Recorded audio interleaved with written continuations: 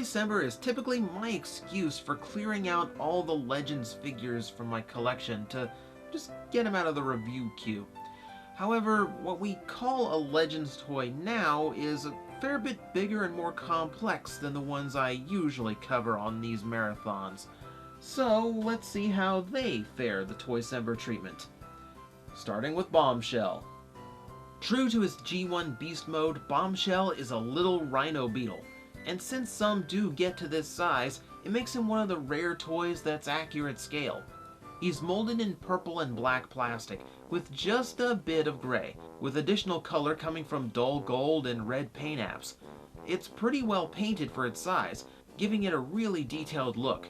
There's plenty of sculpting around it too, with panel lines and mechanical details all over. The shape of the beetle works too. There's some oddities for what has to turn into robot parts, but most of the shapes can be matched to real-life beetles, so it seems perfectly fine to me. I'm just happy his legs are sturdy enough to hold him up in this mode. No real play options in this mode, and he didn't come with a third mode like the rest of the Combiner War Legends, though he does have parts to fake it if you want.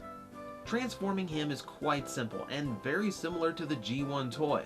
I haven't had mine in a long time, but I remember the transformation being just like this, aside from the arms being a bit more involved here. Simple, solid, gets the job done. In robot mode, Bombshell is very G1 inspired, but far better proportioned and looking as menacing as ever. I've always liked the head sculpt with the medieval helmet look to the faceplate, and with a shorter horn it adds to his look, rather than looking like an old TV antenna.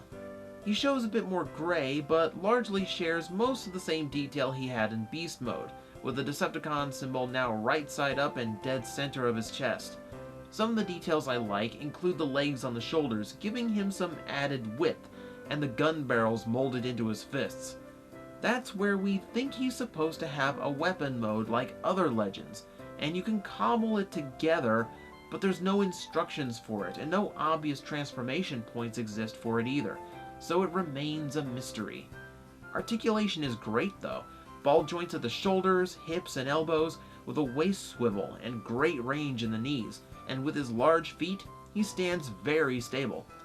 You might have to adjust the insect legs to get them out of the way, but I like that they're hinged so you can have them out or hide them behind his legs, whichever you want.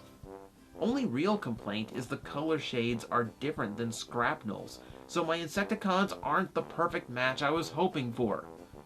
Oh, and there's no kickback yet either. I guess that's kind of important too. But with that, we have kicked off our first mini marathon in this marathon of mini reviews. I think that works. Regardless, when we open tomorrow's present, the Combiner War Legends roll on.